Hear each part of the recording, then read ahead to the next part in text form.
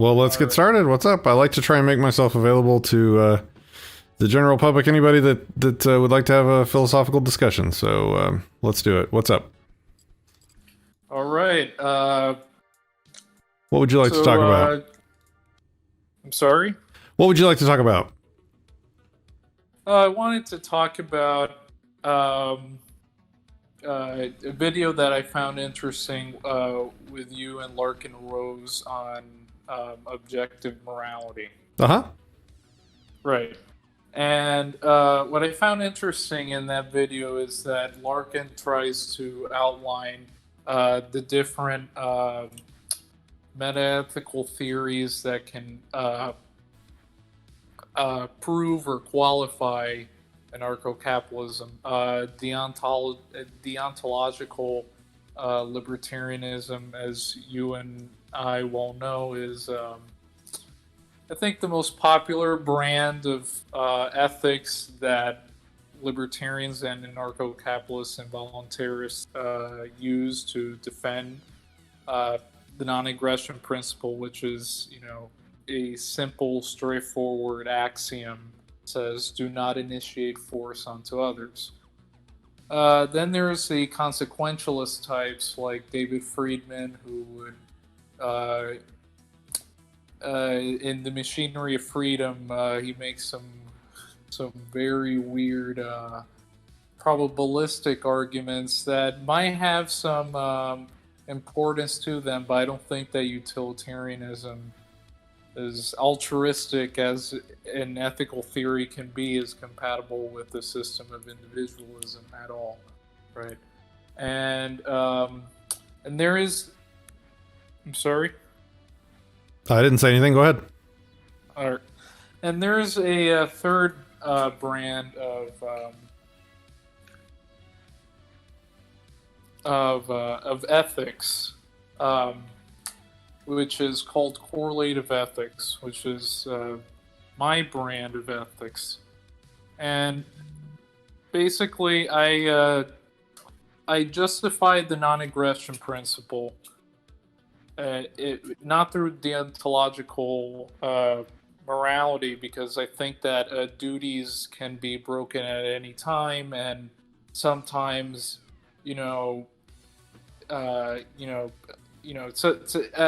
going back to my critique of, for example, Kant's, the famous example of Kant where someone asked him, well, what if a serial killer arrives at your house and forcibly asks me where my children are at?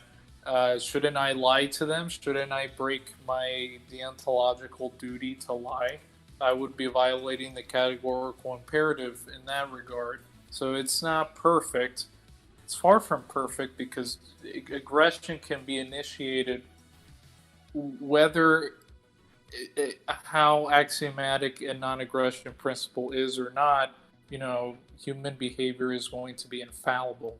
And aggression is independent of the social system in which one is delivering. Just to be clear, because you're going over a lot of different things, I've disagreed with almost everything you've said thus far until just now. So if you wanted to dive into any of that, you got to slow down and pick something you want to talk about. All right. So I'll guess I'll just condense this to correlative ethics, and you can probably rebut me or ask me questions on what correlative ethics is, or what you find appealing or not appealing to correlative ethics. Is that fine? Sure. All right. So correlative ethics has two branches, and basically it uses propositional logic in order to see if arguments against the non-aggression principle are valid. So first of all, the law of permanence, which I developed, says that maxims are independent of the social system in which actions are being taken place. And to put that more simply, right, lying, cheating, stealing, aggressing other people, or even Molyneux's UPB, right, universally preferred behavior. you know, the fact that I chose to drink and eat and have shelter and, you know, have and I choose to wear clothes, you know, those type of moral axioms or moral maxims are independent of which culture we live in, right? So if those maxims are independent of the system in which human beings live in, right? It's not relative to a culture. It's not relative, uh, you know, to a certain predominant exposition. Uh, then what are the consequences that derive from those maxims? What can an individual or an ethicist entail? Which maxims lead to non-contradictory consequences? So take an example. If and I'm glad you brought up the good point about borders, how borders initiate force, and that you can't initiate force onto innocent victims, even if they're kind of involved in the situation at hand, right? So if someone comes and shoots up a gas station, right? I have a right to retaliate. I have a right to use aggression against the person who initiated its use. But I don't just throw a frag grenade assuming that that will just eliminate the person that's initiating the action, because that would involve people who haven't initiated force to be eliminated as well, and the person who's trying to retaliate, which is myself, will be eliminated as well.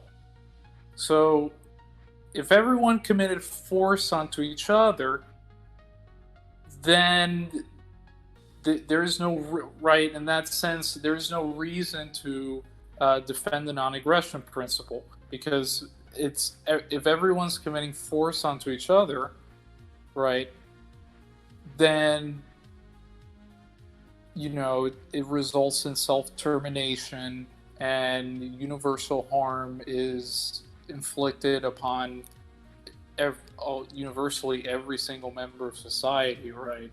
So and consequences are objective in this sense, because if everyone took the same moral maxim, everyone will achieve the same moral results. If everyone shoots and kills each other, everyone dies. Now, my moral argument, and this is where you can derive an is from a not, is should a social system live like that? Are those consequences intended? Are those consequences desirable, given that the law of permanence exists, right? And we understand that... Sorry, what's the law of permanence that exists?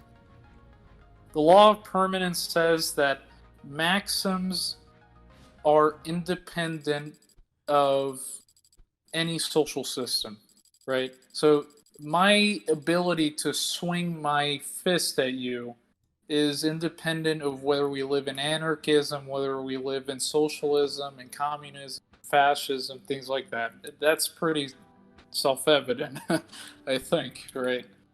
Force is always going to be initiated, like any other maxim. The problem with that is, if everyone took that same maxim, given that we know that it exists independently what maxim? In the social system, if everyone took what maxim? Would those consequences be desirable? If everyone took what maxim?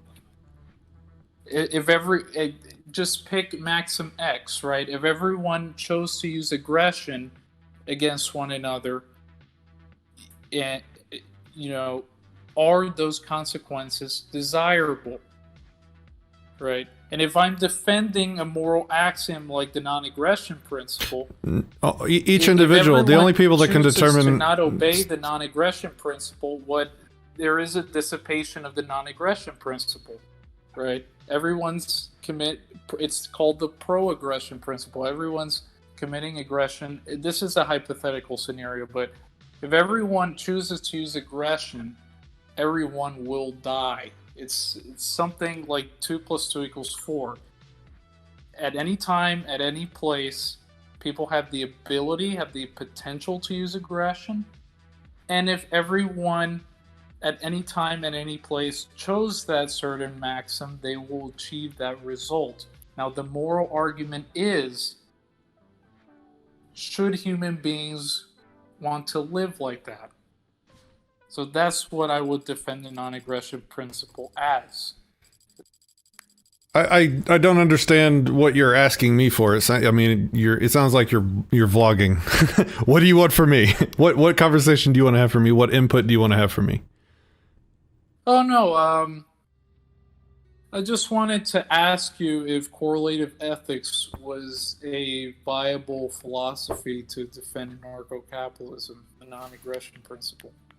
All right, boil it down. Boil correlative ethics down in 2 sentences. Summarize. Correlative What's the title? Ethics. Boiled down in 2 seconds. 2 sentences. Yeah.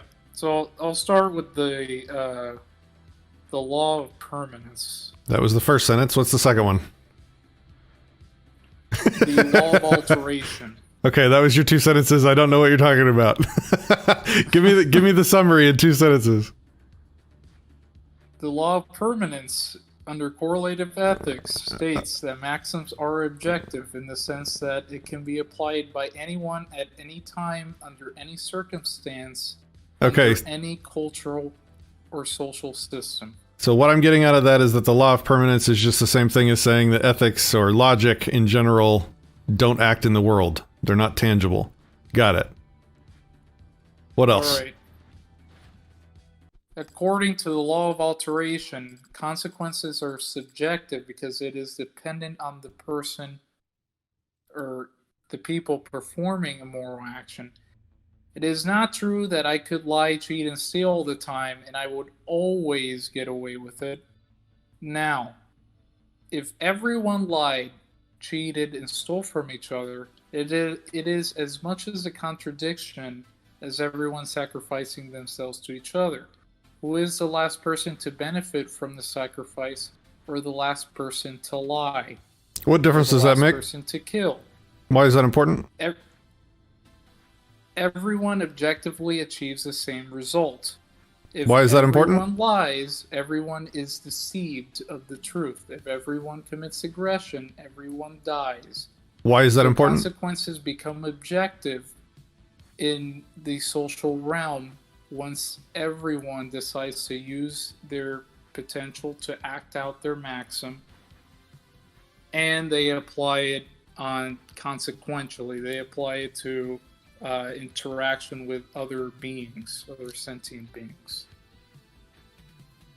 So what I got from that is the part 1 is logic isn't real and it doesn't act in the real world, and part 2 is that you have a way for consequences to become objective. No, I'm trying to get to the 2-sentence summary.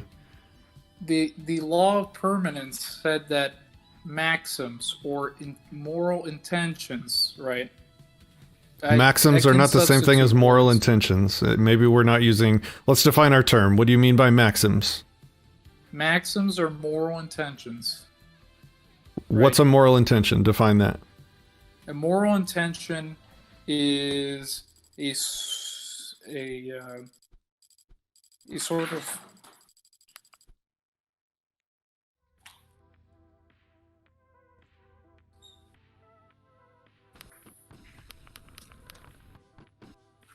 Are you there? Hello? Yeah, sorry. Okay. Fixing. Something.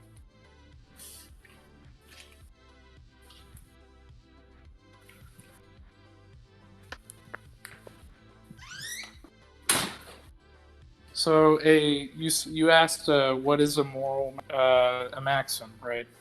You said a maxim So was a moral intention. I asked what a moral Can you hear me? intention or Can you hear me? an ethical proposition that one says, well, I subjectively desire X, right? I want to go shopping today. Just I'll give you that example, right? So a maxim is saying that you want to go shopping today. Right. A moral intention really just is an intention, right? Because if you derive the definition of ethics, which is a discipline in which one studies which moral principles are right or wrong, that only the discovery of that truth and whether something is right or wrong is derived from personal autonomy, right? And through that personal autonomy, I could conceptualize in my mind what needs do I need in order to survive, or what do I desire to do today, right? So if I want to go shopping, which is my intention, I have to drive to the store, right? It's same thing as if you want Y, you must do X. You got me? I tried to simplify that as much as I can because there's like so many examples that are independent of going shopping, right? I'm sorry, it could be entirely on my end, but I am not understanding. So if you could try and maybe summarize it again. You're asking me for my comments on an alternative moral theory from deontology. I got that. Yes. What I'm not understanding is the moral theory that like the moral basis. You're describing, a source of sort of morality. So if you could maybe just try and summarize that for me. So, what do you want me to summarize my moral system, and then? Yeah. All right. So, for example, like I would say that I seek a moral system that is as close to the bare metal operating system of the universe as possible, which stems from the axioms of non-contradiction, A equals A. Something that conforms so closely with reality that it will function the best and provide sort of the most consistent, most universalizable outcomes. So what are you deriving morality from? Well, first of all, correlative ethics. The reason why it's even sorry, the question ethics. the question was, what are you deriving morality from? So morality for me is derived from the law of identity, which what you just transcribed there. A equals A, right? Objective reality exists. Okay, good. We agree on reason. That's important. And I'm sorry? I said that's important. We agree on reason. That's a good place for us to begin. Yes, I agree on reason too, right? And epistemologically, reason is the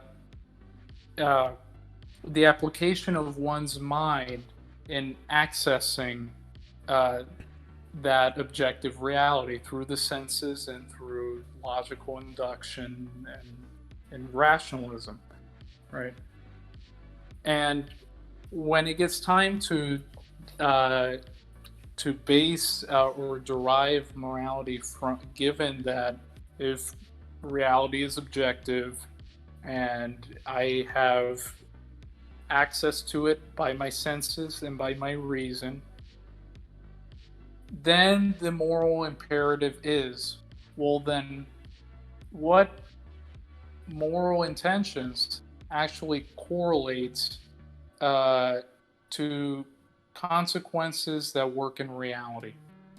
Or to put it this way, once I understand that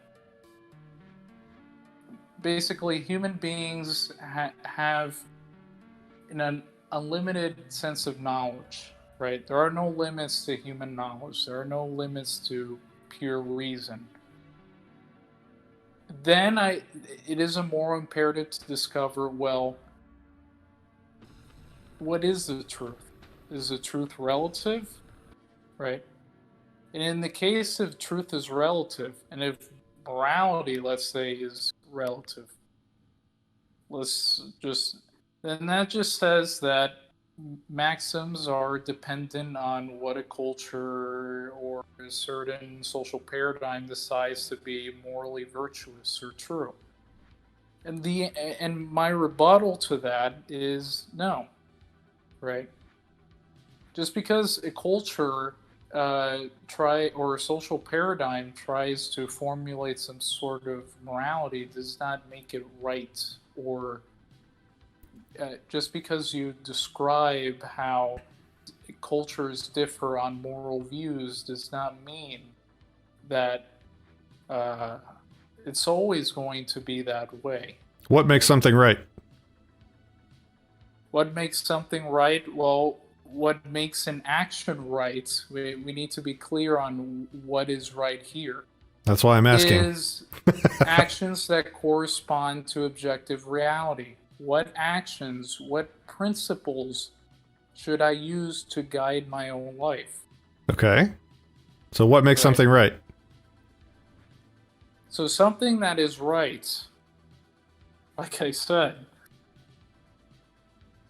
is something really that I cannot see why it would be duty bound. Like anything that you could be doing is duty bound, because the question was, what makes something right? Decide, well, not in the case of the serial killer, but I could decide, well, maybe lying is a strategy in order to get my intentions fulfilled, right? That maxim gets employed into something external, right? I use lying as not only as a principle but as an action in order to get what I want, right? I have to lie to my spouse in order to hide the fact that I was cheating with her, right? Just to give you an example. That doesn't mean it is right, because lying by definition evades reality, it evades facts. So if one uses the law of alteration, it says, well, I might get away with lying once, right? But that doesn't mean that the ends justify the means. It just means that, well, this doesn't make it right, because if everyone lied to me, right, then we'll be deceiving each other.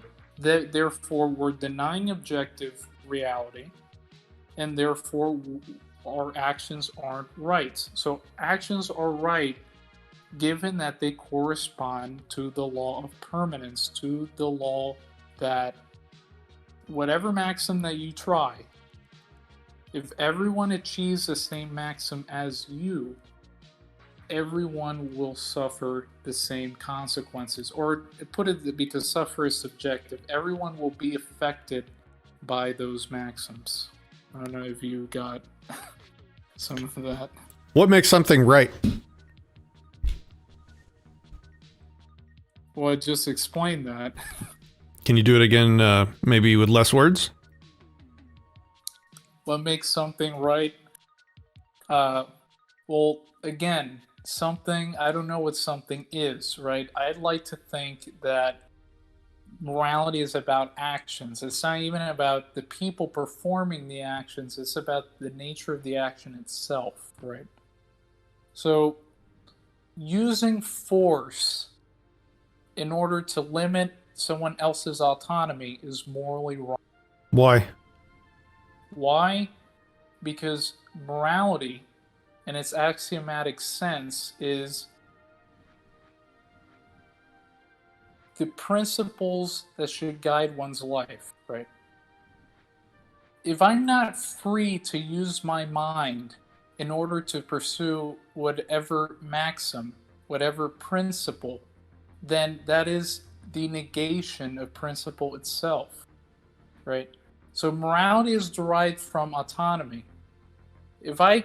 In order to choose wrong, in order to, it kind of begs the question, but in order to choose moral maxims, I need to choose, right?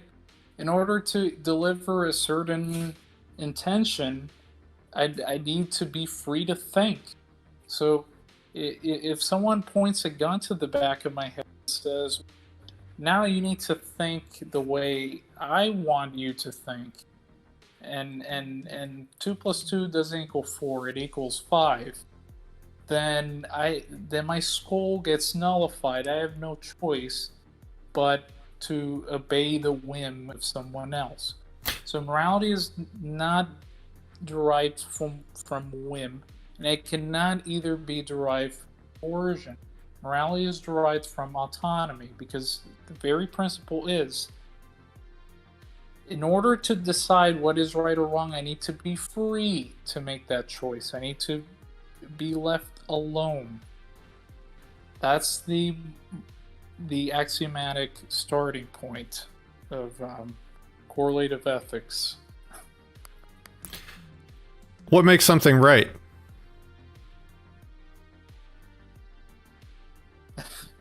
This question keeps reappearing. Yeah, I think you're answering it, but I'm not getting the answer. I'm not trying to be a dick at all. I'm just trying to stay focused on one thing, because when I ask the question, you're not trying to be contentious. Yeah, when I ask the question and you try and answer it, you take a stroll all over the park, and I haven't gotten a succinct, like, direct answer to that question. And again, I'm not trying to be a dick. I'm just trying to figure this out. What makes something right? What makes something right is whether it protects the autonomy of another person, and in which one uses his or her autonomy to choose principles that coincide with objective reality. Objective reality meaning, if you choose a certain maxim, you have to make sure that the consequences don't contradict that maxim. Just like in science, I have a certain hypothesis, right? And then I experiment that as a means. And if the results of my experiment contradict my antecedent, then I ought to change my antecedent. So that's where you can derive the is from the ought. Something is right if the consequences of your actions do not contradict your moral intentions. Okay, but moral intentions can include lots of things that cause a lot of harm. So how do you square that? Right, and that's why I said with the law of alteration, if there are, you said moral intentions to be, right? You said moral intentions can cause a lot of harm, right? And again, I'm assuming that the definition of moral intention is just a decision to act, like a specific action that you decide to take. So if you want to take a certain, why don't we just say that from now on to make it more clear? So if you've decided to take an action, and the thing that makes that action right or wrong is whether or not it conforms to one's moral principles, and then I ask, well, there's lots of moral principles that are, most moral principles that have existed throughout the history of humanity have been self-contradictory or destructive. Now, right. I guess we're having a discussion on, what moral principle is the one that isn't destructive, or what is the moral principle, first of all, and then why is that, let's say, the moral principle?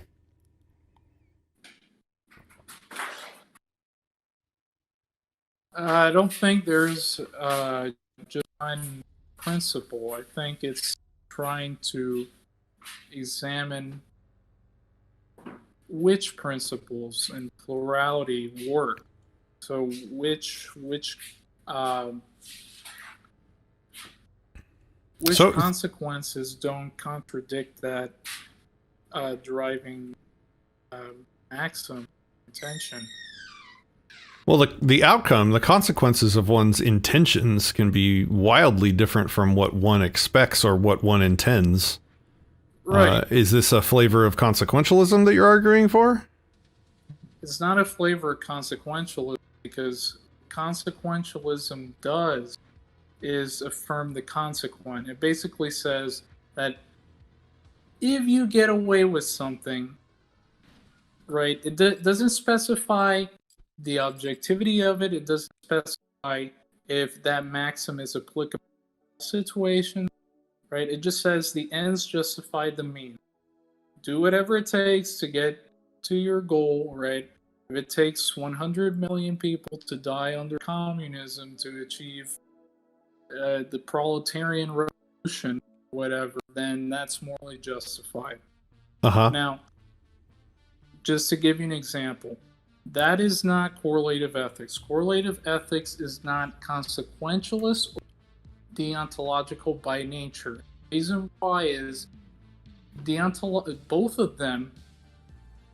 So consequentialism says that, right, and the means of action don't matter. You're breaking up a little bit. Can you say that again? Matter, because they're just like you just said. It can be independent. What one decides to do, it can be wildly different what one intends to do. So just to be clear, it's neither of those. You broke up quite a bit. Can you say that again real quick?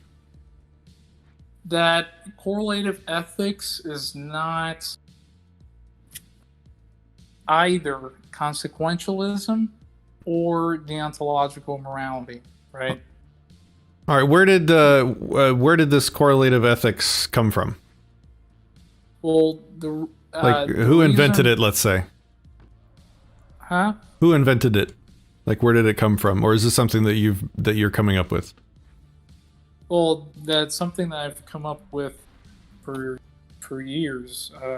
Okay, that's fine. This is not an appeal to authority. I was just curious where you heard it before. Something that, and philosophy just sees two roads, like consequentialism here, deontology here, and I argue that there needs to be much more space than just those two. I mean, virtue ethics, the reason why it gets ignored is because it's completely subjective, right? And I disagree. Can conflict with each other all the time. I hard disagree that it's all subjective, but okay. Right. But at any rate, so let me ask you this, because I'm still not really getting a good definition here. Why don't we try defining it by opposing it to deontological? What don't you like about deontological ethics, and what sets your correlative ethics apart from it? Well, what I don't like about deontological ethics is what I just said. Okay, say it again. About 2 or 3 minutes ago. Deontological ethics ignores the simple fact that if consequences don't really matter, because they could be wildly different of my expectations, right? It's all probabilistic. Then what even is the point of developing a certain moral principle on which I should derive duty from? Because if I choose justice as a duty-based principle, I have to follow the guidelines of what entail justice. Justice means equitable treatment for all citizens. Well, let's just use that in a social context. That means that it isn't permissible to break any rules, because pragmatically, it might be that I have to reason my allies, for example, and therefore I wouldn't be using justice. So then I'm not abiding by that duty to use justice, right? Given that consequence in which I have to pragmatically in order to save my own life. I don't see any problem. I don't see what problem you've raised with deontological ethics that I agree with, at least. So can you state it again? The criticism that I gave was that there are pragmatic examples that leave duty-based ethics vulnerable to be broken, right? Give me one. I argue that. Give me one. Give me an example. A certain principle that you have. Can you hear me? Will be broken. Can you give me an example? Well, I use justice. If you can, I can use another. Just give me an example of a situation where you find a problem. This is a good example. This is why I think rights don't mean anything and rights don't exist. Okay, I do not argue that rights exist. This well. No matter how dense a constitution is, no matter how axiomatic the non-aggression principle is, people will still always initiate force. People always initiate coercion onto other people. There is no perfect duty to never use aggression. In fact, I'd argue that I could use aggression against. Okay, stop, please stop. Can you hear me? Can you hear me? Can you hear me? I can hear you, yes. Okay, cool. I asked you for an example of where it breaks down, and you started making declarative, conclusive statements. Can you give me an example? I was going to use the rights example, right? So the non-aggression principle, let's take that, is a cornerstone of the deontological ethics that I'm discussing here. Aggression is something tangible. It is something that can be observed in reality, right? And it is something as, as clear and succinct and can be measured by any sort of arbitrator that is making a judgment on how that aggression is being exerted. Right, so if I beat you with a stick, right, and someone observes that is not something as, a stream of consciousness. It's not something internalized. It's something external. Someone is committing force against you, something that you might have not desired or you might have desired, but it exists independent on what you desire. It is something that can be calculated, right? Yes, that's its greatest advantage over most other moral systems, is that the things that it considers evil are things that can be measured to exist in reality, as opposed to just being feelings or intentions. Yes. Right. And aggression, if we're going to define it, it is in action to commit hostile harm or confrontation onto another sentient being, right? So aggression even exists externally from the intention to use aggression itself, even the intention to initiate force. Right? But given that you just said that, I think that definition of aggression is pretty loose and is not one that I would use. But I mean, we can continue with that one for the discussion if you want. Right. But even if aggression and coercion are an observable, tangible fact of reality, right? That just proves my point. Back to the law of permanence.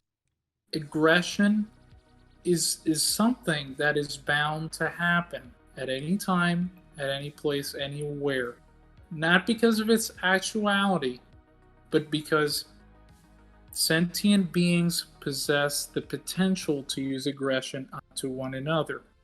And so the law of alteration says there's the law of permanence, that maxims, moral intentions, moral actions exist independently of any social system, right? So that's a rebuttal to moral relativism.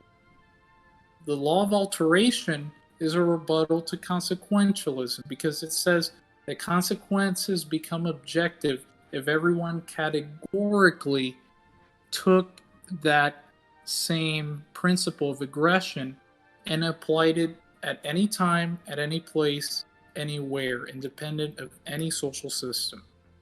So I don't know that that's true either, but I want to get back. I want to stay focused because this conversation feels like sword fighting farts. So, what is an example of a problem that you find with? That wasn't an insult. I'm just saying that so far I don't feel like we've gotten literally anywhere. So, what is an example of a situation where you think deontological ethics breaks down? Well, like, okay, let's do it like this. Let's do it like this. There's a guy named Bob. What does Bob do, or what is done to Bob? Give me an example of a situation in which deontological ethics break down. Well, it depends. Is this a problem for the city or the island? Bob by himself, or Bob in a social context with other people? You tell me. All right. Well, I don't care. I just want an example. Okay. Then I'll go with the city problem. Okay. So if Bob, let's say Bob wants to become Bob, I'm going to use my own profession. Bob is going to be a disc jockey. He wants to be a DJ, right? You're a DJ? Yeah. Cool. Yeah, I probably should have said that earlier. I was looking at some DJ equipment and I was really enthused. I would love to learn how to do that. Right. I can teach you some capitalist matchups after this. Cool. Right. Okay, so back to my point. Bob wants to become a DJ. And Bob is confronted with two different choices. All right. Bob has this intention in which he is already cognizant of, he's already conscious of. He wants to be a DJ. But at the same time, there is another choice that conflicts or does not correlate with his intention, in which, you know, it would be more pragmatically sound if he chose a more stable, quote, stable career, like, I don't know, accounting, engineering, computer science, programming, things like that, in order to fund his ends in the long run, to fund his intentions in the long run. So Bob is trying to calculate those two moral options. But the two moral options are in a schism from each other. They don't correlate. So he's trying to find out, well, how do I do something that I love but also get paid? So that those two examples of how, and I'll give you this. This is just an example of correlative ethics. Get to the second, but correlative ethics is trying to find out which moral maxims and consequences coincide with each other, correlate with. That's hence why it's called correlative ethics, right? In deontological morality, the consequences really don't matter, so that's not worth it, right? And in consequentialism, right, the moral intentions, the moral principles don't really matter. What matters is what is probabilistically going to happen, which might be impossible to calculate. But if one decides a moral principle, one needs to be consistent with that moral principle.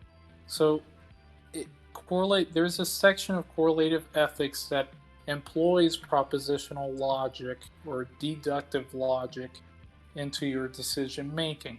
Now, descriptively and realistically, not everyone employs propositional logic in their decision making, and neither is propositional logic valid most of the time or pragmatic most of the time.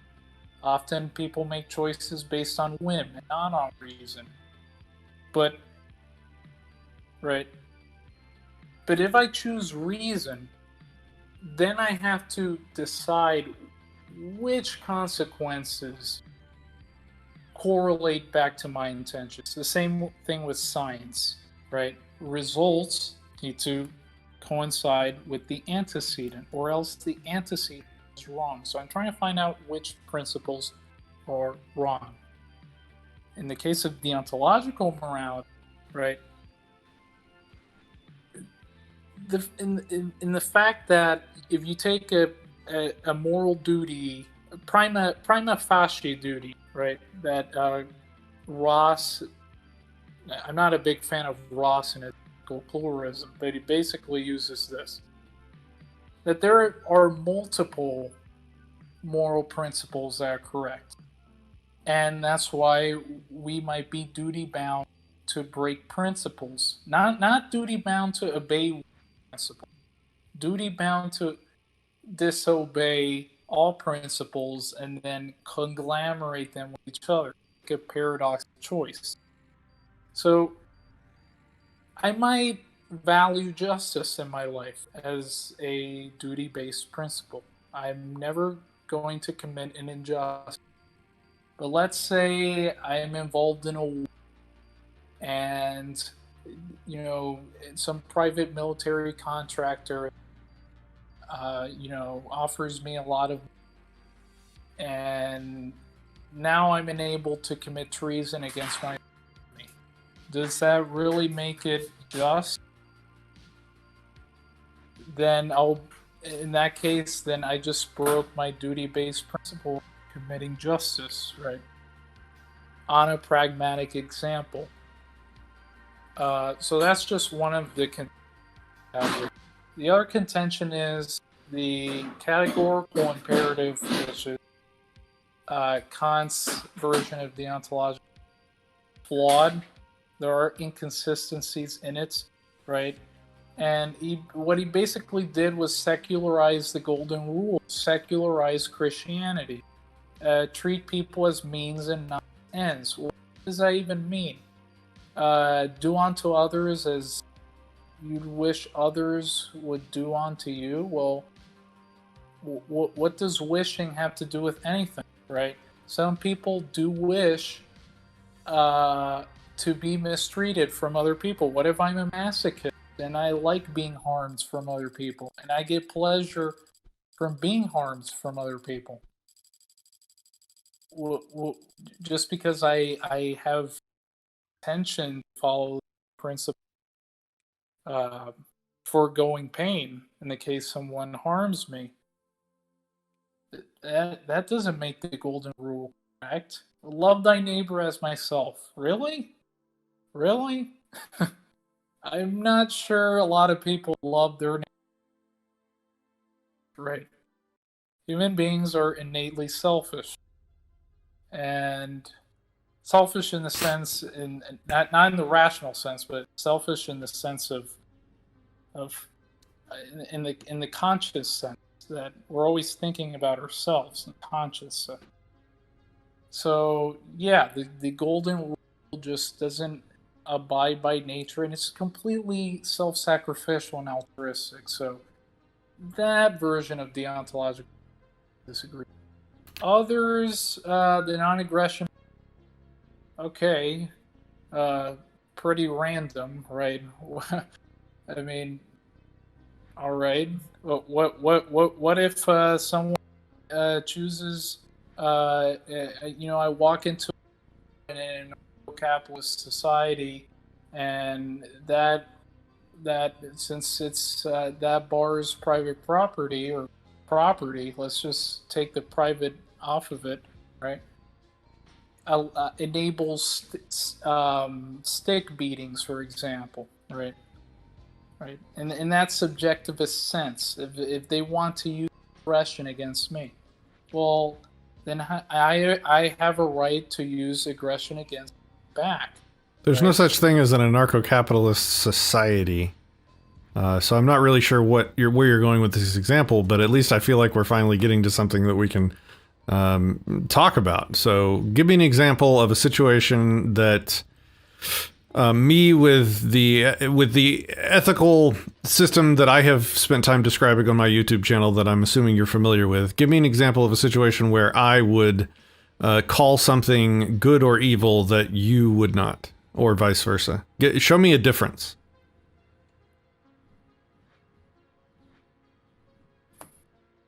In a sense, if something can be arbitrarily judged as good or evil, well, in my sense, I don't.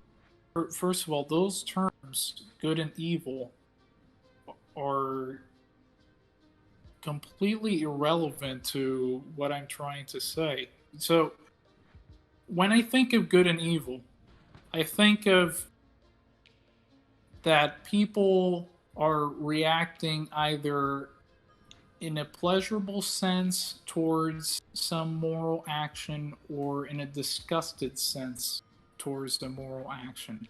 And that's completely arbitrary and relative to that person. So I don't use good and evil. What I use is the rational and the irrational, right? So is the action that I'm committing correspond to how reality functions? Right? So, in this sense, there's a bridge between me and the objective. Lying can't be in your self-interest. Of course it can. Well, how? I can lie to protect a family member, which was your example that you opened it up. In yourself all the time. Self-interest corresponds with thinking, right? Rand says that being selfish is to be rational, which maxims will work for you since you're the one initiating them. Which maxims would be good for you in the long run? Your rational long-term self-interest. So how would you contend against that? Why would lying be favorable sometimes for one's self-interest? Self-defense. Self-defense? Yeah. I'm sorry? Yeah, self-defense. How so? This was your example from the beginning. Guy breaks into my house. He's trying to kill my wife. My wife isn't home. He asks me where my wife is. I lie to defend her. Right. But here's where I contend to that. Is lying objective? And let's define what objective is, right? Or a better word, universal. Let's say in that hypothetical serial killer, Jesus Christ, breaks into my house, points a gun to the back of my head, and asks where my kids are. Yes, it's in my rational self-interest to lie. But, does that entail that from the moral nature of lying itself, can it be applied in all situations? Can I lie all the time to anyone at any time at any place? And that's the consequentialist argument that I would give. That's totally dependent on who initiates lying and who is receiving the lie, right? But given that we know on that hypothetical example, right, the law of permanence still is true in the sense that lying, cheating, stealing, aggression, whether you call it self-interest or not self-interest, it is independent and therefore universally objective that human beings have the potential to use these maxims whenever they want to, right? I know I ramble a lot, but I'm trying to make it clear. Yeah, that the law of permanence the two of us might just be a that. poorly matched pair, because I have ADHD and you talk in a long form, circuitous way of making points, and so by the time you finish talking, I have forgotten completely anything you might have said. That's why I need it to be like sort of compressed. So give me like the summary. Give me the short version. I'm going to try to condense it. Law of permanence relates to maxims, and maxims are independent of where, when is committing the action, right? So it's universally objective. Universal in the sense it could be used at any time, any place, anywhere. It has the potential, right, to be executed in all those realms. It would really be helpful to me if you could give me an example of a situation in which you and I would differ on the moral judgment of the action taking place based on our two different conceptions of morality. That would be very clarifying for me if you could give me an example. Well, let me give you an example. Should I always eat candy? Okay, so I'll give you my moral judgment of that. That is an aesthetic thing that isn't even really in the realm of morality. It's a personal preference, a subjective judgment call. You might be able to apply, sort of objective health standards to it, but I wouldn't call that a moral question. The way I discuss morality. So for you, given that should I use candy implies something subjective, and therefore it's not in the realm, it's in the realm of aesthetics. It's an aesthetic or even health choice. Then what exactly is, I'm not trying to be contentious, just curious on what actually constitutes a moral choice. And what does morality correlate to? Is, you would say that morality starts from the individual, right? And morality stays at that level, axiomatically. Morality does not shift into the collective level. You would say morality starts at the individual, correct? It functions at the individual level because, to me, in my conception, morality is a judgment applied to an action or an interaction between a person and someone else's property, almost exclusively. I mean, outside of that, it's all sort of subjective, personal judgments that are aesthetic. But you mentioned property and something else. I didn't get the second. I said person or property, and to me, person or property. To me, that's two ways of saying the same thing. A person is property. Well, then you've given me two concepts, right? And you've derived at those two concepts. But what I would say is that person and property are concepts that intertwine with the existence of the individual itself. That it's all axiomatically intertwined.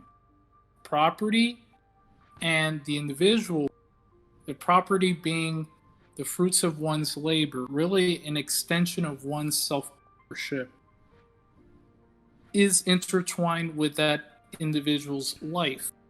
So if we're going to be clear here and we're going to relate concepts with each other, person and property, those are two concepts, then we could arrive to the propositional conclusion that morality starts at the individual's life, right?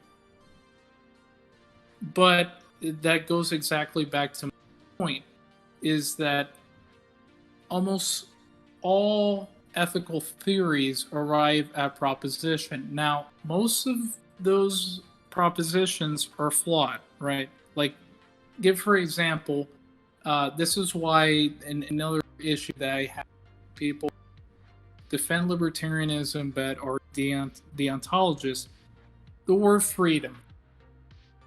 What does that even mean, right? No one knows what that means these days, right? Is freedom something, you know, from external constraints, right? So if I'm free from coercion, that means that no one can initiate force onto me, right? Then there's freedom, which is doing whatever you. Well, what does that even mean? So if freedom is whatever you feel like, then force can be applicable in any situation just because I felt it to be so, right? So I could swing my arms as much as I want, but if I swing my arms at your face, right, that just negates the very concept of freedom itself. So I'm not free to use coercion onto you, right? These are all abstract propositions. Now, in the sense one has, you may have a duty to uphold freedom of coercion all the time. But my argument is that coercion can be and I'm not morally justifying, I'm just saying pragmatically, that maxim can be used at any time, at any place, anywhere, as a potential, right? So, in actuality, right, if I use coercion against another person, well, I don't know what the consequences of that might be. The person might punch me back, or maybe the person victimized as a pacifist and doesn't want to use self defense. I don't know, right? But the law of alteration comes in, derived from the law of permanence, and says, well, if we try to attach and correlate those potential maxims and apply them universally, everyone, let's say, commits force because everyone feels like committing force. We've intended that force is a valuable thing subjectively. Then what I'm doing there is subjugating everyone to this objectively the same equal consequence. Everyone will die as a result of everyone committing aggression onto one another. So the moral question is, given what we know that categorically if everyone commits that same action, independent of whether everyone agreed to it or not, then the question lies, is a world like that desirable? Which is why I defend freedom. And there is no one answer to that question. The question is that world desirable? There isn't. I mean, there is no one answer to that. Like that, who are you asking that question to? Well,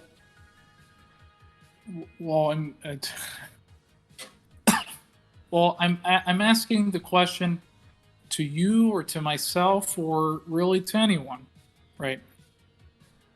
It is. I'm not gonna violate human guillotine and say that it's subjective to ask that question whether should a world like that be desirable. No, I'm already implying desire, right? But I'm deriving desire given what I've known of the law of alteration, right? So if force was something that works in reality, that everyone can commit force onto each other at any time, any place, anywhere, and if everyone achieves the same result, given that everyone tries it at any time, at any place, anywhere, which is death. I've never heard of a law of alteration. Where did that come from? Can you give that to me again? Well, there's the law of permanence and there's the law of alteration, right? Derived from alternating, right? So consequences alternate based on singularity and plurality. Yeah, sorry to interrupt. I just Googled both of those and I got no results. So I don't know what we're talking about here. I guess define them again, please? Well, I mean, Patrick, come on. It's my system. Okay, so of course it's not going to be. It might be on Google, but it's that. No, I wasn't saying. That wasn't an appeal to the authority of Google to say that those were invalid. I'm just explaining why I've never heard of them. These are things that you've come up with. Okay. Right. I would really like, so we're over an hour here. I would like to return. The last point in this conversation where I felt like we had traction and we're making progress was when you were coming up with an example of a situation in which my moral judgment would end up being different than yours. And you talked about eating candy. And I gave you my judgment of that based on my explanation on how my moral system applies that sort of non-judgment to it. I didn't get how your system judged that or how it arrives at that judgment, or if you even thought that was a good example, because it doesn't really apply to my moral system. Can we go back to that point? I think that was the last time we had good traction. Right. So I presented the maxim, should I eat candy? Right. So, and this goes back, should a world in which everyone commits aggression desirable? Is a world where Jack Norland decides to consume candy desirable for him? Now, there's a difference there. Ontologically, there's a difference in between plurality and singularity. So if I choose singularity in the law of permanence, right, then deriving from the law of alteration, then there's some objective standards on which I base my. Well, I can choose to just eat the candy, right? But if I ignore the fact that I'm a diabetic, if I ignore the fact that I have hypoglycemia, right, then I would argue that choosing to eat that candy bar is wrong, because a priori knowledge already gives us that judgment that, hey, eating this candy bar isn't good for you, because I know prior from trying that candy bar that I have diabetes. If I eat this candy bar, I run the risk of dying or some unintended consequence. Now, you said that really, if I choose the candy or not is something aesthetic, I believe you said. Really can't. There is really no moral nature to that choice. Okay, we might be onto something. So yeah, because like you have the right to take your own life, and so so that follows easily then that you have the right to eat candy that will result in your death from diabetes. So, right. How does suicide work in your conception? I mean, obviously, you can't impose, sort of a desire to live, right? If somebody wants to end their life and your body is your property, right, you have the right to destroy it if you want, right? So, go ahead. Right. So that's exactly my point, right? The choices that you commit in life are either done through necessity or through sufficiency, right? Or through desire or through need, right? So if you choose desire, I would say that it would be morally right to base those desires on objectivity, right? So if I want to eat a lollipop, I have to make sure, well, I'm not diabetic. I don't have any health concerns, right? I don't run the risk of, going into the hospital and dying of hypoglycemia, right? So I've taken all those things into account before I made that decision. That's the same thing with anything really. Okay, I still am mostly of the opinion that this is a subjective, aesthetic, sort of amoral decision. Do you have another example that we might differ on that would be clarifying?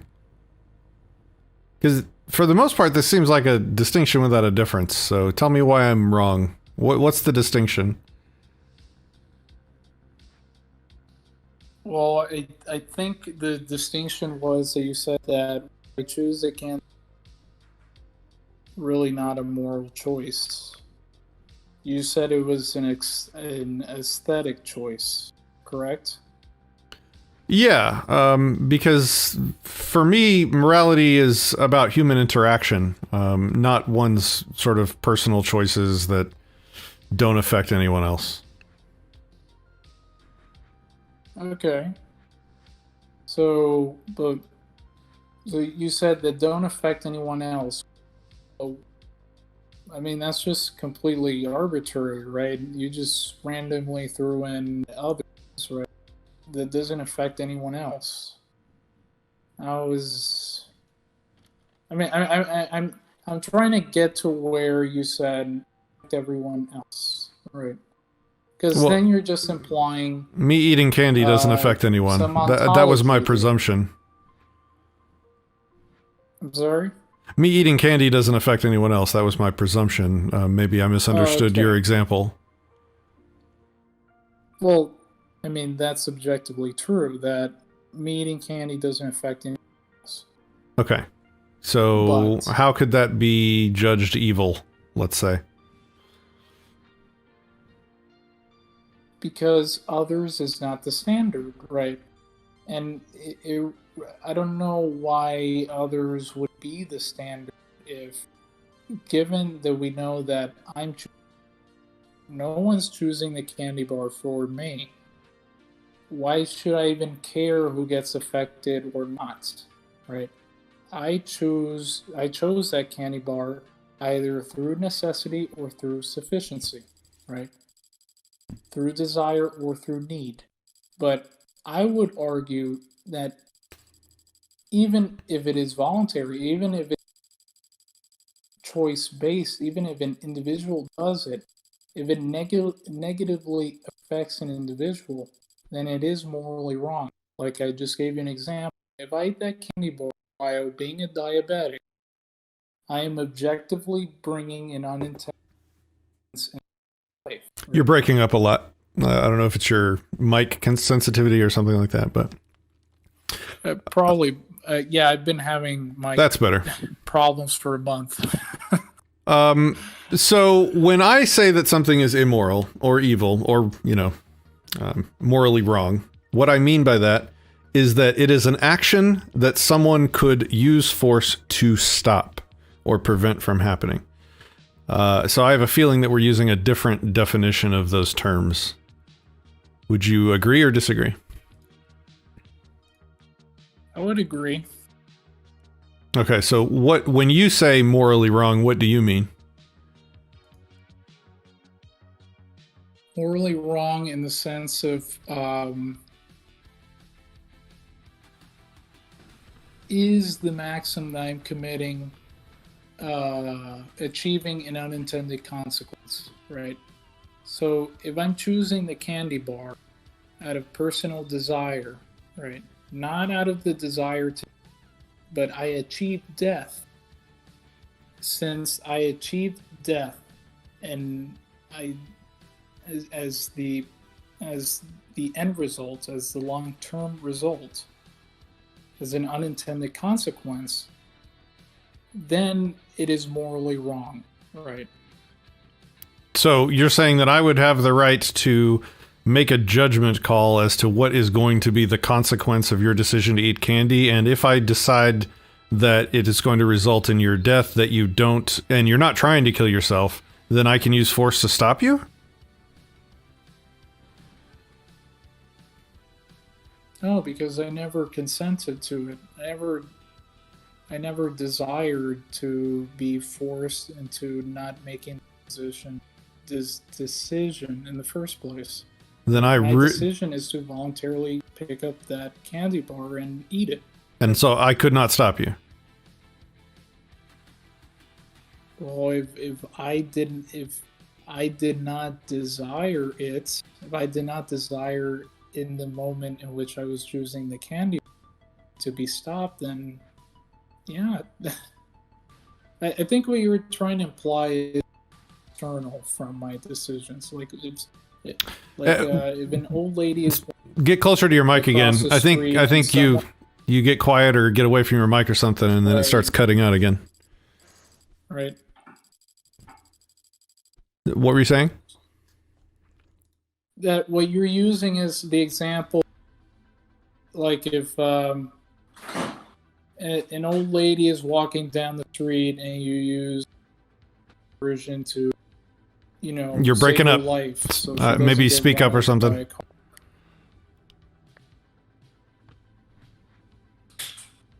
Hello?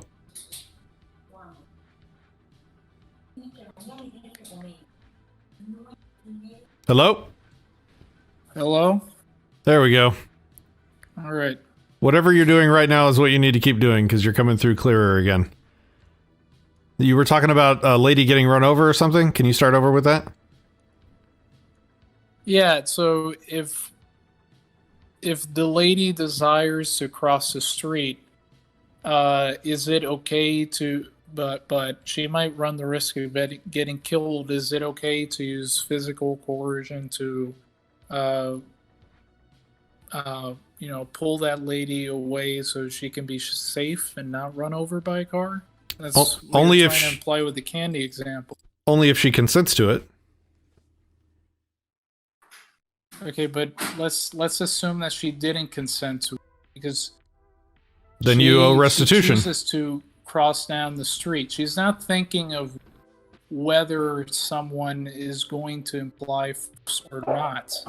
She's thinking of crossing the street. Right. So you dogpile her, you knock her out of the way of the oncoming bus, and she sits up and looks at you and says, "I didn't consent to that." Then you're guilty of assault and you owe restitution. Maybe the restitution is picking her up and throwing her in front of the next bus. I'm just kidding. That's a joke.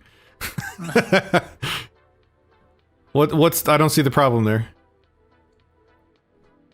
No, because when you said the candy example, you just said, well, if I choose the candy bar, but if you kind of used force to pull it away from me, but I didn't consent to it, then it's morally wrong? I'm just trying to see if you're trying to use that same analogy.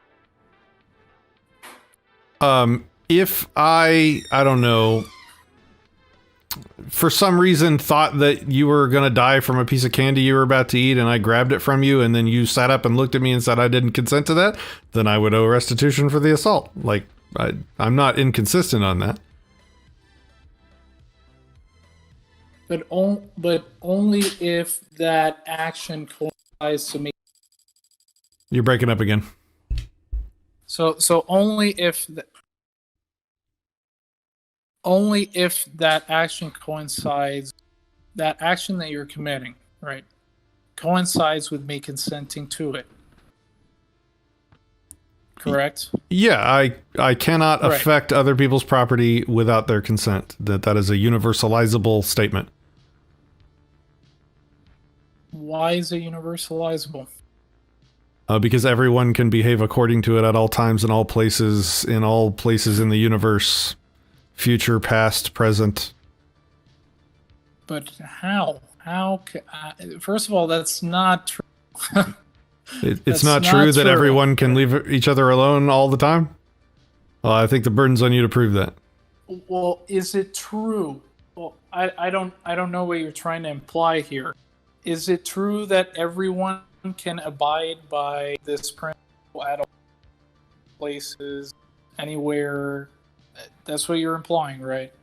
Everyone in the entire world that has ever existed anywhere in the universe, in any time in the universe, can all successfully, without contradiction, follow the non-aggression principle at the same time. Yes.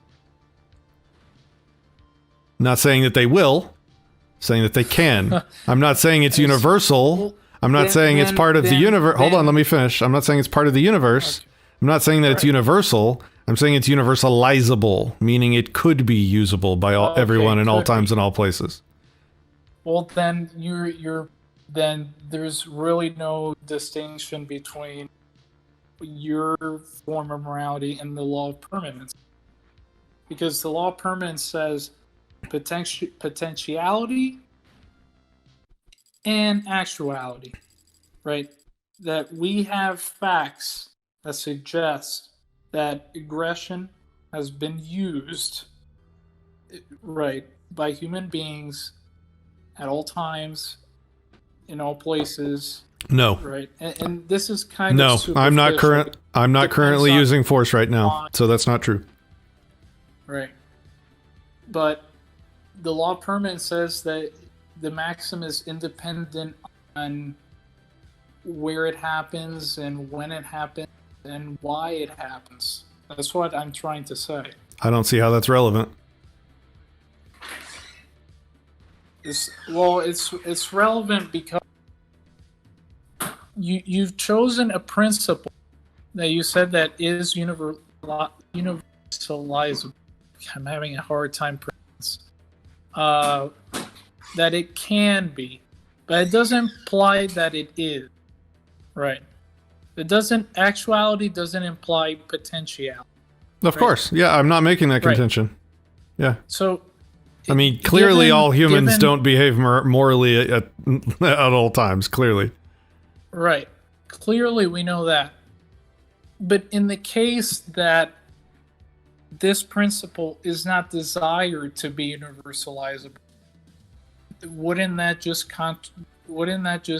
create a contraposition to your principle? Wouldn't that just say, well, aggression cannot be universalizable? Let's use another principle that might be.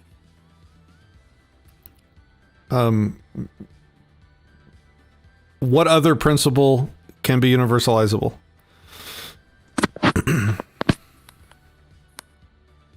Well, I mean, I don't have the answers to questions, but I'm just trying to say,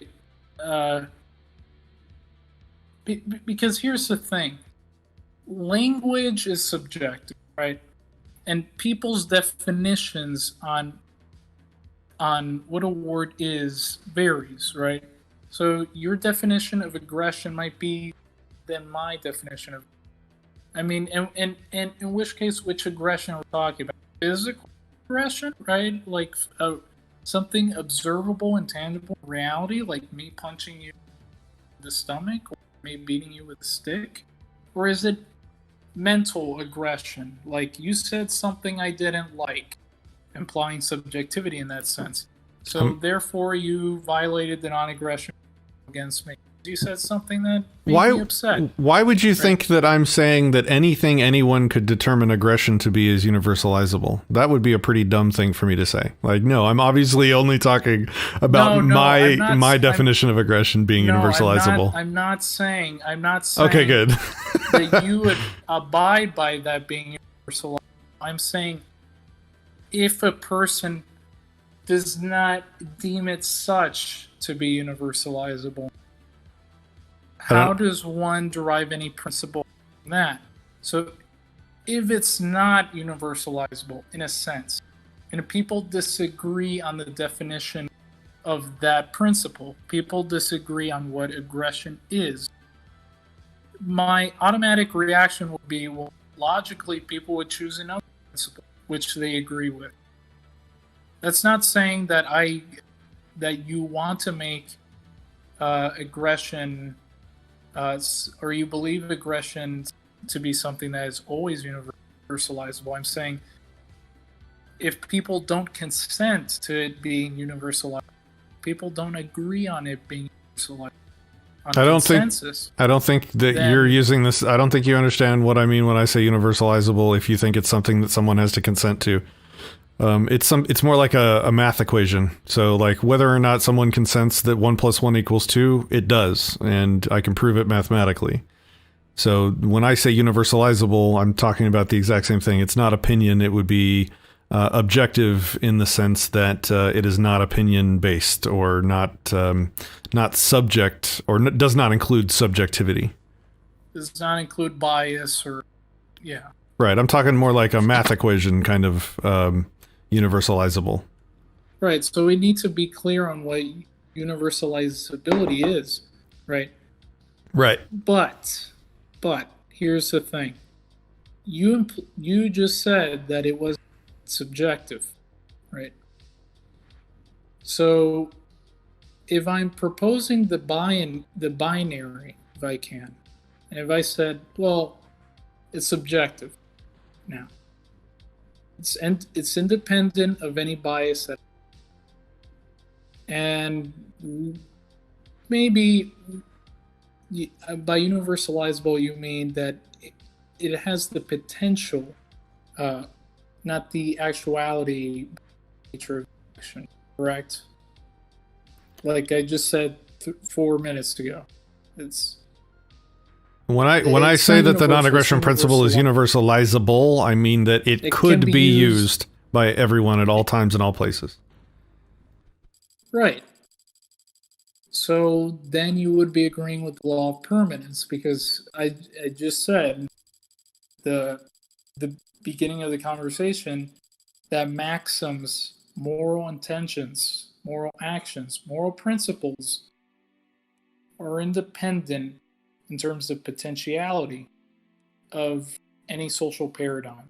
It could happen, or any circumstance. It could happen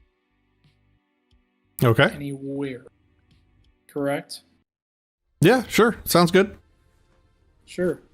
Where do we disagree? Where's the distinction? The distinction is in the alteration, right? Given that we know that maxims are universalizable, right? They can be used at any time, any place. Some.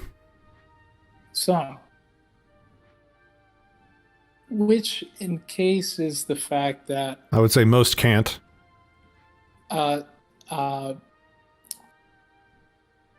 If everyone desires to make that universalizability, it's so hard to pronounce, but you get it.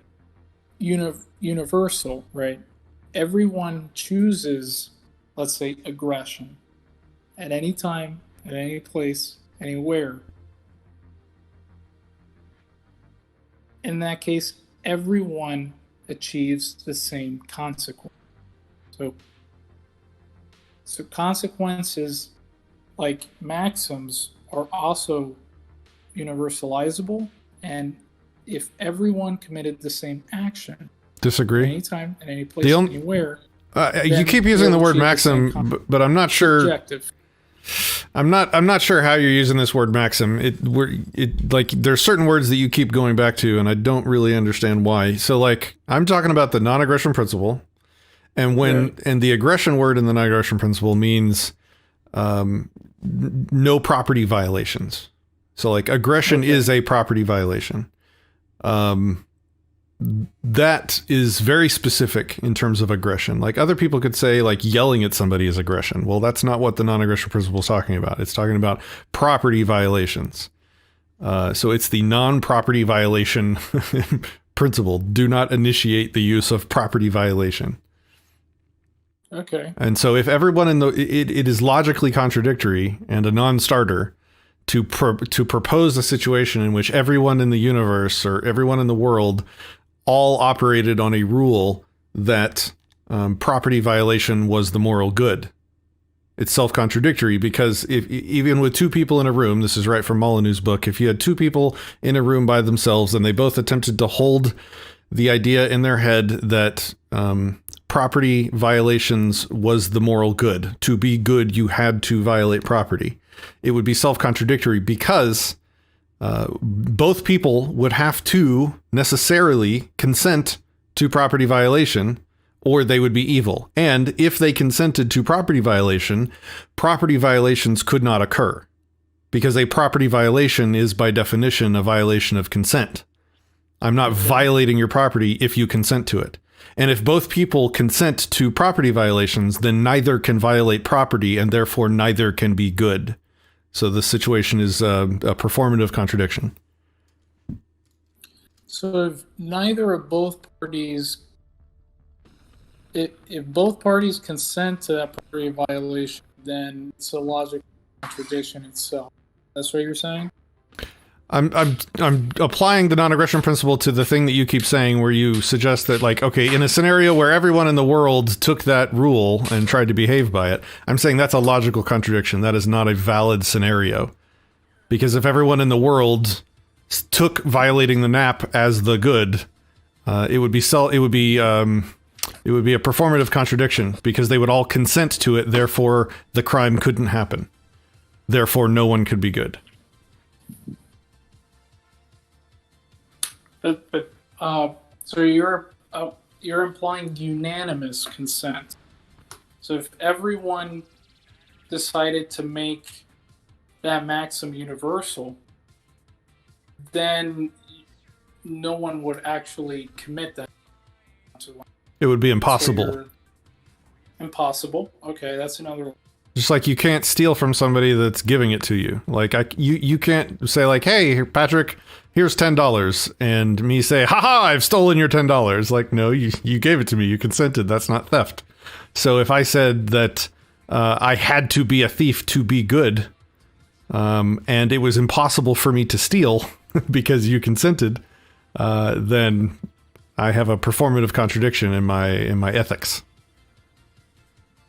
Because it's impossible to be good. It's impossible to... the moral rule, you must steal to be good, is an impossibility. If held by everybody, right? I'm going to take a shower. Okay. I think that's a good place to put a pause on this conversation. Did you have anything you wanted to finish with? No, I just... But you understand what...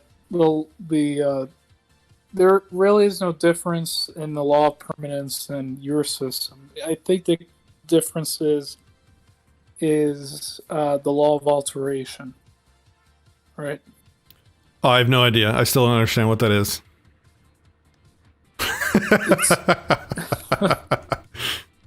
2 hours, man. Believe me, I'm as frustrated as you probably are. So that says that so if implying singularity. So if, let's say, for example, you pass the quiz, right? That's a consequence. I pass the quiz, right? We both achieved the same consequence. However, that's independent of the means in which either of us achieved us passing that quiz. You might have studied, right? I might have cheated, and right. So those maxims don't correlate with each other, right? Obviously, so they're contradictory. But let's say, well, you cheated on the quiz, I cheated on the quiz, and everyone cheats on the quiz, right? By definition, everyone will achieve the same results of not passing the quiz, right? So it says that consequences become objective and universal once everyone attempts the same maxim. So if everyone's maxim relate with each other, everyone achieves the same outcome, right? Why is that important? Because, like you said, if we took the principle of aggression seriously, we're going to use aggression in order to obtain property, let's say, then, by definition, what are we doing there? You just applied the logical contradiction of, well, that means that both parties consent to aggression. But what if, for example, I run by the means of not wanting to obtain property in the long term? I break a contract that said that, well, now it's okay to violate, right? That means that I'm not correlating with your maxim. But if I said, well, now let's all consent to property violation, then what you get is exactly everyone being subject to aggression, right? If this is war is the perfect example. Everyone's shooting and killing each other. Almost everyone is going to get killed, right? It's the domino effect of ethics. That's what it is, right? If I have a billiards and I have like a stick, the stick where you push the ball, and you're trying to measure where you want the ball to land on which hole, right? I don't know if you played billiards before, but you're probably familiar how you have to measure the width on how long you want the ball to go, right? By the velocity and the speed you want it to go, right? So that's the same thing. So if one billiard touches another two billiards, they all make contact. If one ball makes contact with other balls, right? Then they're making physical contact with each other. It's deterministic. It's the law of causality, right? If I put A in, I'm gonna get A out into a machine. That's what I'm saying. If everyone tries the same maxim, if everyone chooses aggression, everyone shoots and kills each other, everyone dies. Well, if everyone lies each other, everyone gets... That situation is a logical impossibility. Everyone cannot choose aggression.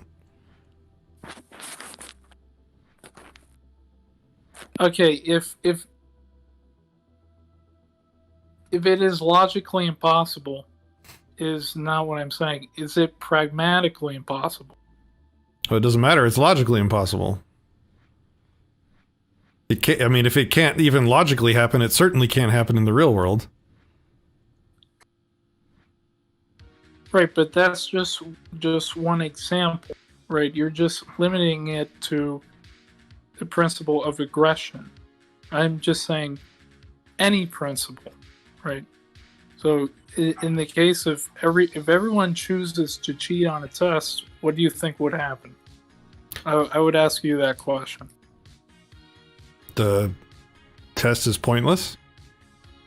Not that the test is pointless, but that the intention of cheating on the test is pointless. Because what's everyone's going to get caught. What's the point of even attempting that intention in the first place, right? So it objectively doesn't work. Maybe everybody has a cheating fetish. Like, I don't know why that's important.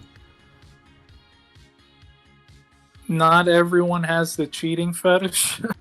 No, I'm saying, like, why you're asking why everyone would cheat on a test. I don't know. Maybe it was a biased test and they were trying to prove a point. Maybe maybe it made them horny to cheat on the test, so everybody did. Like, I don't know. Why does that matter? Why is that even a moral question? Unless there's, like, fraud involved and some kind of contract being broken by the cheating.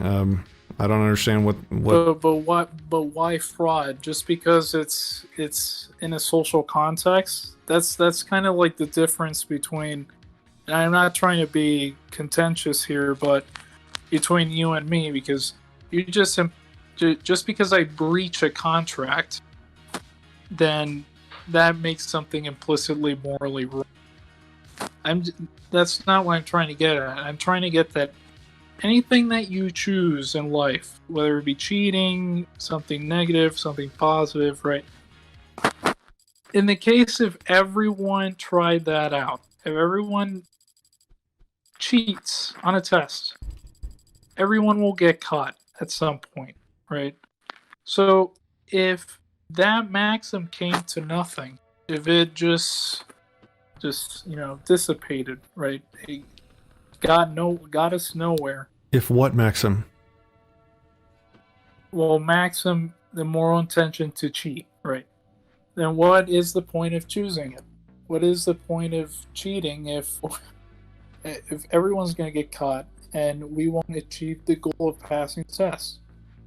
What difference does it? What difference does it make why all the individuals would cheat? I'm sorry? What I don't understand why it's important, like whether or not it's efficacious for a bunch of people to cheat on a test. Like, what does that have to do with anything? Well, if something is efficacious or not is relative to the person. Subjective. But if, let's say, I can prove the efficaciousness of an action if, if this intention of mine was not only performed by me, which is a moral agent, but a plurality of moral agents in a social context, most often cases than not, we're going to achieve this same results. It's like a math equation, right?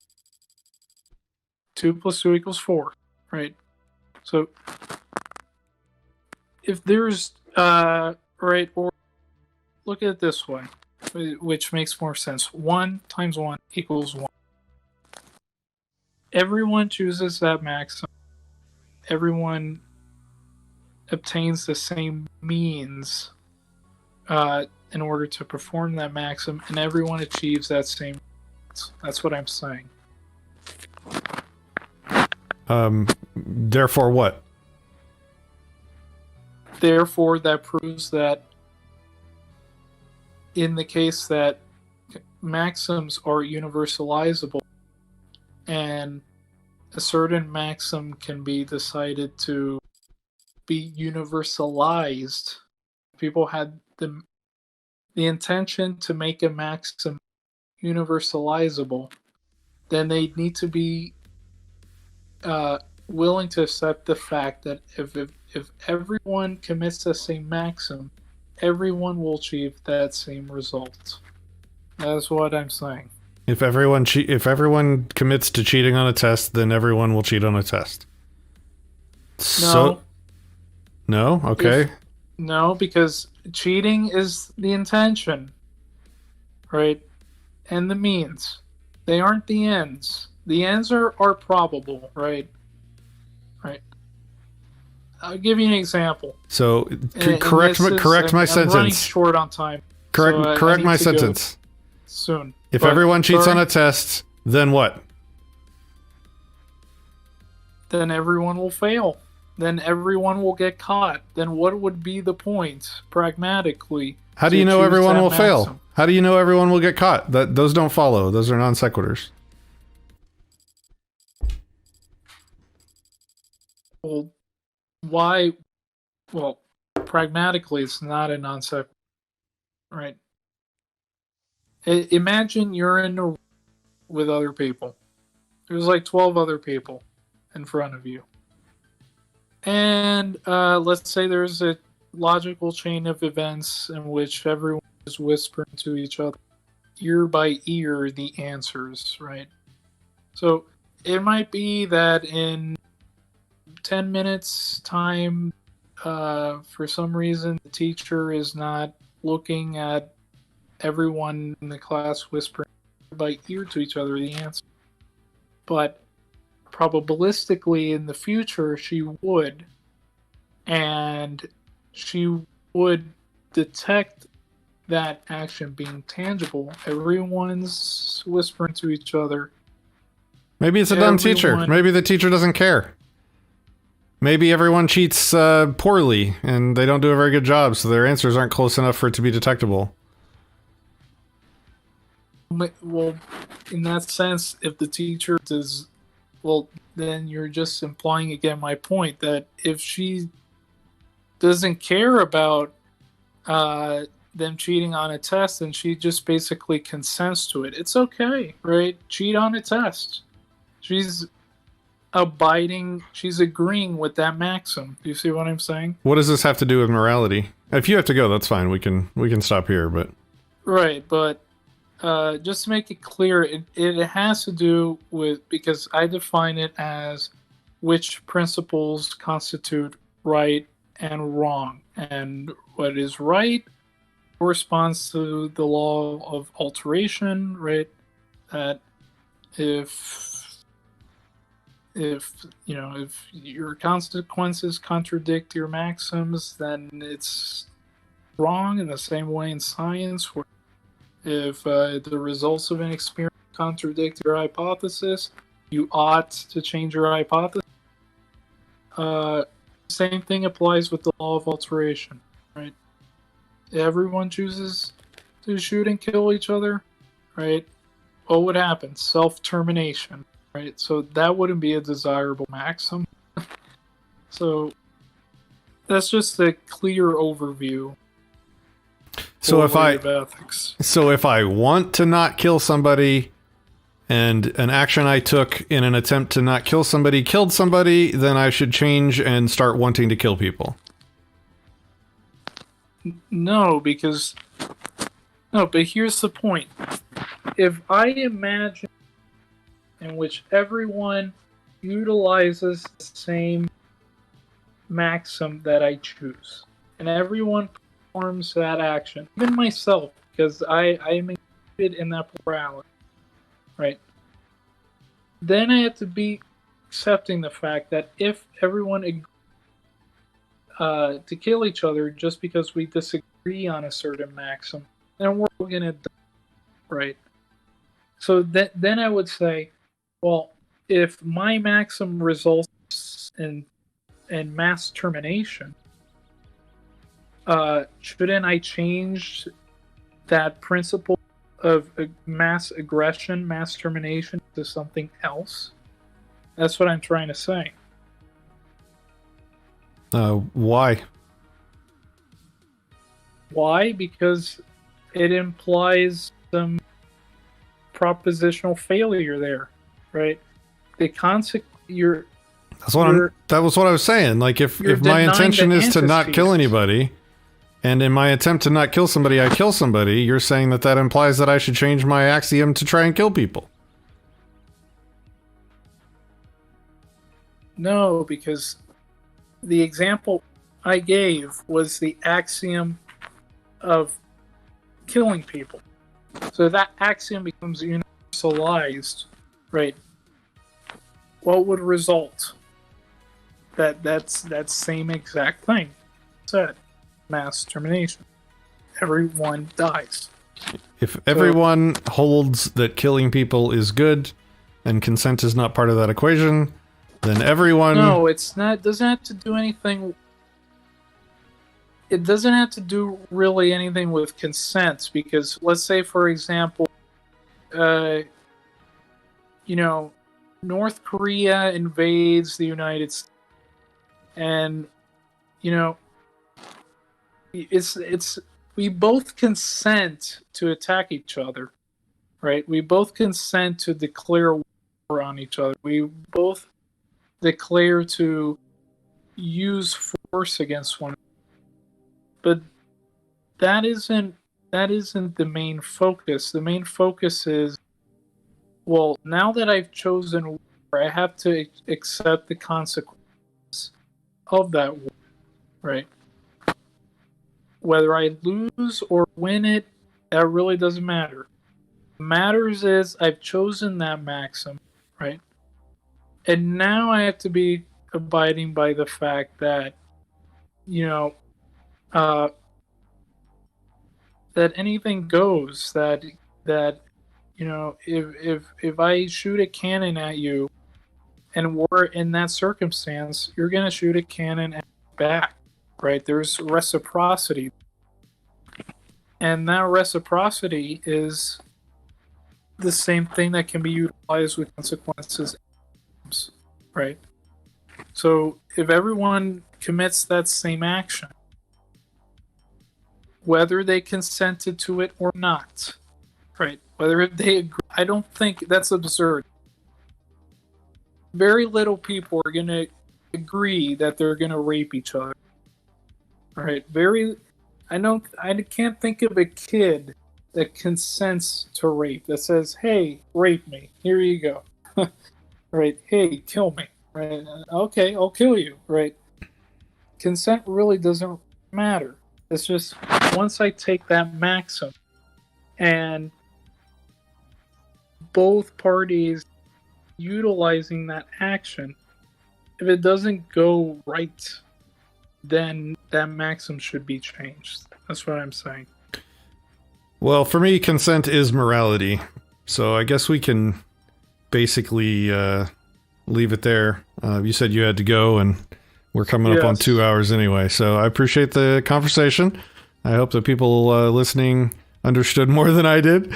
And let us know in the comments what you think.